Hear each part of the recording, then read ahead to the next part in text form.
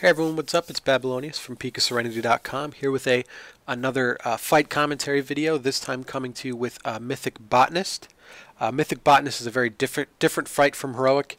A lot of the mechanics are still there, but they come in a different order and stuff like that, so let's get down to it. So Mythic Botanist, what's different from Heroic is that it starts with 3 targets. All the targets start, and then you kind of kill one at a time.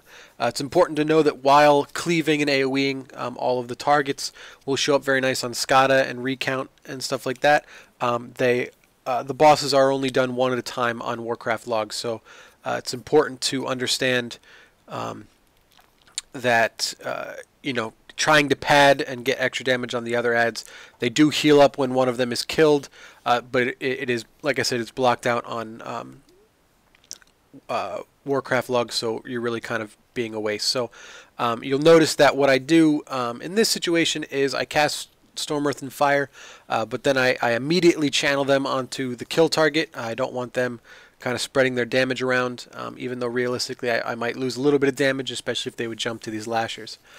So similar to Heroic, I don't spend a lot of time on the lashers because we have Death Knights who get over there very quickly and blow them up. But if you are assigned to DPS the lashers, Storm, Earth, and Fire can be very useful. They can be stunned and slowed and stuff, and just make sure you're using Transcendence to get back into range as quickly as possible. You can use the adds as well as the spheres that pop up to get an extra stack of Spinning Crane Kick and stuff like that.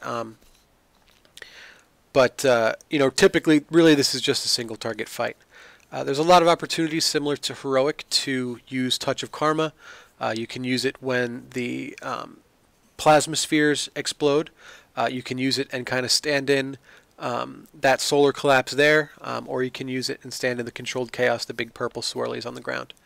So there's a lot of options, a lot of things that can kill you or do a decent chunk of damage to you.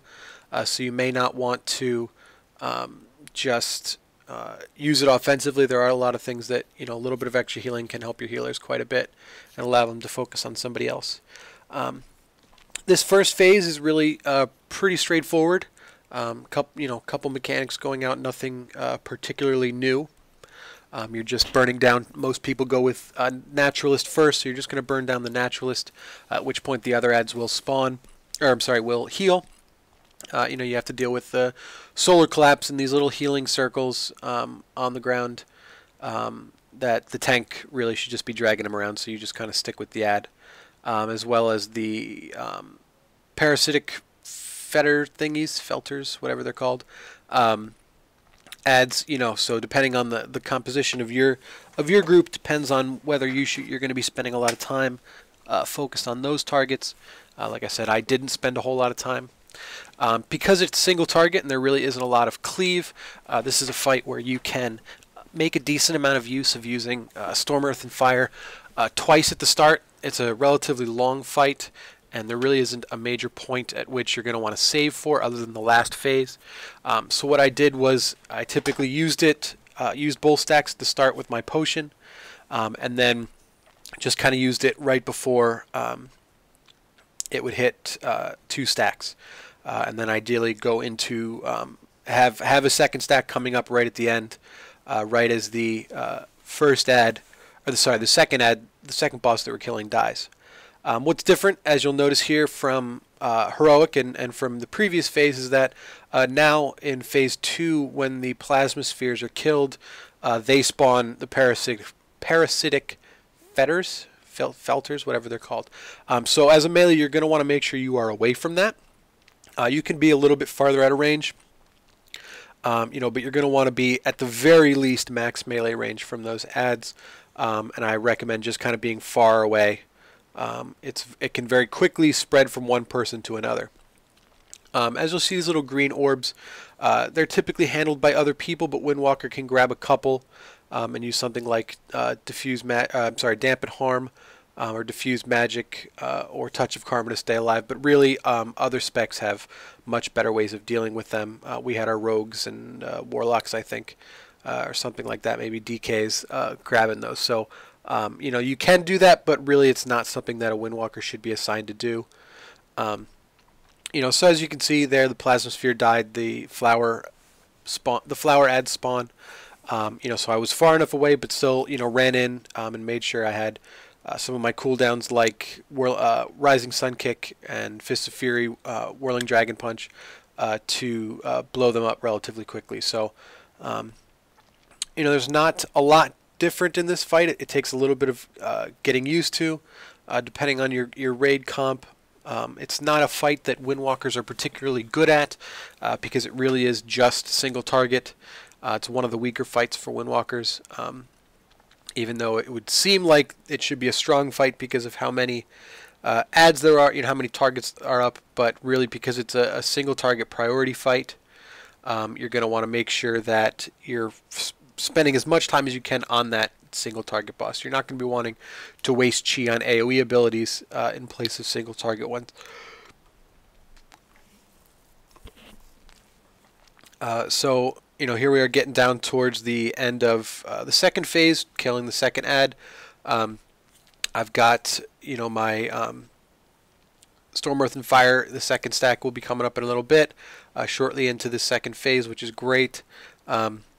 You want to try and save as much things as possible. Typically, people pop Bloodlust going into this phase.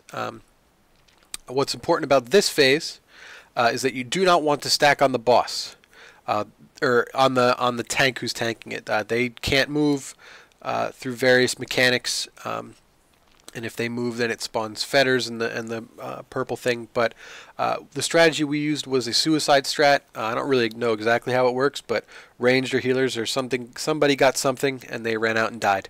So I don't know what it was. Melee didn't have to deal with it, but just kind of to give you an idea. So this is a situation where it's really just kind of tank and spag from this point. Not a lot going on. You're going to want to make sure you're using all of your cooldowns, second potions, everything you can, and pumping damage into the boss here. There's not a lot going on. Nothing really else to attack. Range, like I said, range and healers really manage the majority of the rest of the mechanics during this part. So there's not much else to do. So we'll just watch, and there's not really a lot of damage to use Touch of Karma during this phase as well. So as you can see, we kind of purposefully spawned the lashers and stuff, and I was kind of a dingus and went and nearly stood on the tank. But yeah, the tank takes increasing damage or reduced healing or something like that, so they can't stay in that spot the whole time. We elected to get pretty close and then have the tank move, which causes the collapsing thing to spawn and all that jazz. So, there's another chance then to use your Touch of Karma, but really there isn't a whole lot. These plasma spheres still should be DPS down in the order that you guys had been doing previously. So that's a chance to use your Touch of Karma, Diffuse Magic, whatever else. But really this is just kind of a sprint to the end mechanic fight, and you want to make sure that you're getting things done as quickly as possible. If you like this video and you like what you watch, hopefully this answers more questions than it creates, as we kind of watch me finish up the fight. But hopefully it answers more questions than it creates, and helps you increase your DPS, maybe get a kill on this fight. So thank you very much for watching. If you enjoy this, please like, comment, and subscribe. Let me know what you think, things I could do better, things I could do less or more. Check out all the other content we have on PeakofSerenity.com, and if you like that content, please support us through Patreon or PayPal. Help keeps us doing what we're doing and providing as much content for all three specs as we can. So hopefully this helps and you enjoyed this video, and until next time, I will say good luck.